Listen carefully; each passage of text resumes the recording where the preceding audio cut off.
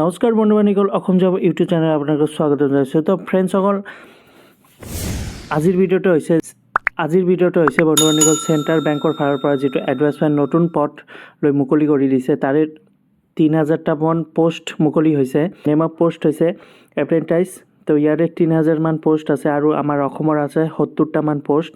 আৰু এইটো জব হৈছে যিকোনো ঠাইতে হ'ব পাৰে। তো আমাৰ অসমৰ আছে 75টামান পোষ্ট। তো ফ্ৰেণ্ডসকল, এইটো হৈছে চেণ্ট্ৰেল বেংক অফ ইণ্ডিয়া। আপোনালোকে বুজি পাইছে যে চেণ্ট্ৰেল বেংক অফ ইণ্ডিয়া সকলোতে আছে। তো বেংকৰ চাকৰি হয় এইটো, আৰু এইটো এপ্লাই অনলাইনৰ যোগেদি আপোনালোকে কৰিব লাগিব। আৰু বয়সটো দিছে বন্ধু-বান্ধৱীসকল ইয়াৰে 18 পৰা 29 ইয়াৰ্ছ বয়সলৈ। আৰু ইয়াতে এজ ৰিলেক্সন যিটো আছে যে চিডিউল কাষ্ট অৰ্থাৎ SC STৰ বাবে 5 ইয়াৰ্ছ পাই যাব, আৰু OBCৰ বাবে 3 ইয়াৰ্ছ, আৰু PWBD কেণ্ডিডেটৰ মানে 10 ইয়াৰ্ছ এজ ৰিলেক্সন পাই যাব। আৰু এডুকেশ্যন কোৱালিফিকেশ্যন ইয়াতে বিচাৰিছে যে আমি জানো যে সকলোৱে বেংকৰ চাকৰি গ্ৰেজুৱেশ্যন হ'বই লাগিব। তো এইটো ডিগ্ৰী পাছ অৰ্থাৎ গ্ৰেজুৱেশ্যন হ'লে আপোনালোকে আবেদন কৰিব পাৰিব। আৰু ইয়াতে এটা এপ্লিকেশ্যন ফিজ ল'ব।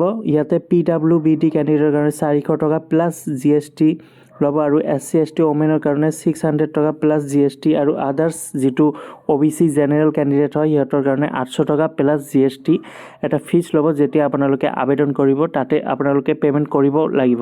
তো ফ্ৰেণ্ডসকল, এইটো আছে চেণ্ট্ৰেল বেংক অফ ইণ্ডিয়া, যিটো লাষ্ট ডেট হৈছে মাৰ্চৰ 6 তাৰিখত এইটো লাষ্ট ডেট হ'ব।